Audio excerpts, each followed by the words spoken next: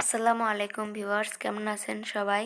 Welcome জানাচ্ছি আমার YouTube চ্যানেলে। আজকের ভিডিওটা দেখার জন্য নতুন একটি ভিডিও নিয়ে চলে আসলাম, যেটা কি বানানো অনেকটাই সহজ।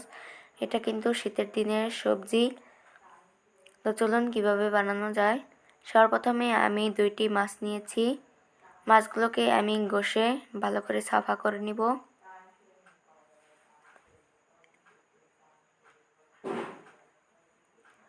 তো এইভাবেই কিন্তু আমি 2টি মাছ সাফা করে নিয়েছি। এখন আমি ধুয়ে নিব, ধুয়ে কেটে নিব। ভিতরে থাকা অংশগুলোকে ফেলে দিব, ফেলে পিস পিস করে কেটে নিব।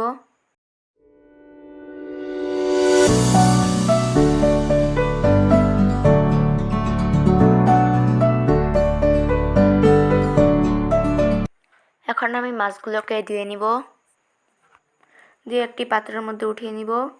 পাত্রের মধ্যে আমি নুন দিয়ে ভালো করে আউলিয়ে নিব, আউলিয়ে জল দিয়ে ধুয়ে নিব। তো এখানে আমি মাছ নিয়েছি, মাছের মধ্যে আমি হলুদ গুঁড়ো আর নুন দিয়ে ভালো করে মাখিয়ে কিছু টাইমের জন্য ঢেকে রাখবো।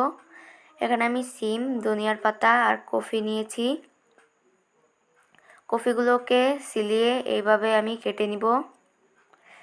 তো আমি এখানে সিমও কেটে নিয়েছি, ধনিয়া কুচি করে নিয়েছি, পেঁয়াজ কুচি, মরিচ কুচি নিয়েছি।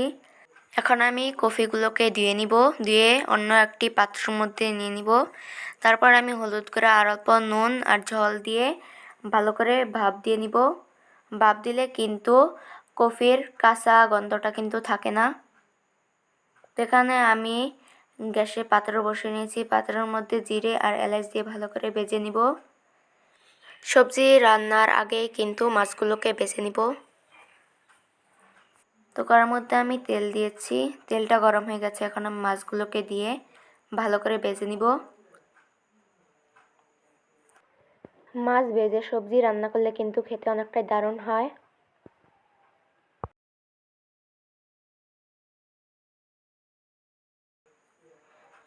এখন আমি কড়ার মধ্যে পেঁয়াজ কুচি আর মরিচ কুচি দিয়েছি।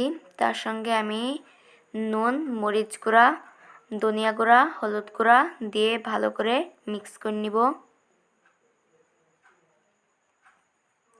পেঁয়াজটাকে কিন্তু আমি অল্প ভেজে নিব। তারপর আমি সিমগুলোকে দিয়ে ভালো করে মিক্স করে নিব। তারপর আমি ভাপ দিয়ে রাখা কফিগুলোকে দিয়ে ভালো করে কষিয়ে নিব। কষানো হয়ে গেলে আমি অল্প জল দিয়ে ভালো করে মিক্স করে নিব। এখন আমার মিক্স করা হয়ে গেছে, ঢাকনা দিয়ে ঢেকে দিব। তো এখানে কিন্তু আমার তরকারিগুলো ফুটে গেছে। এখন আমি জিরে গুঁড়োগুলোও দিয়ে দিব।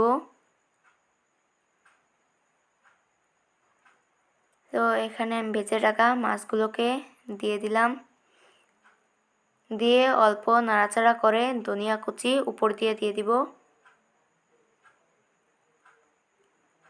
উপর দিকে দিয়ে অল্প নাড়াচাড়া করে ঢাকনা দিয়ে ঢেকে দিব।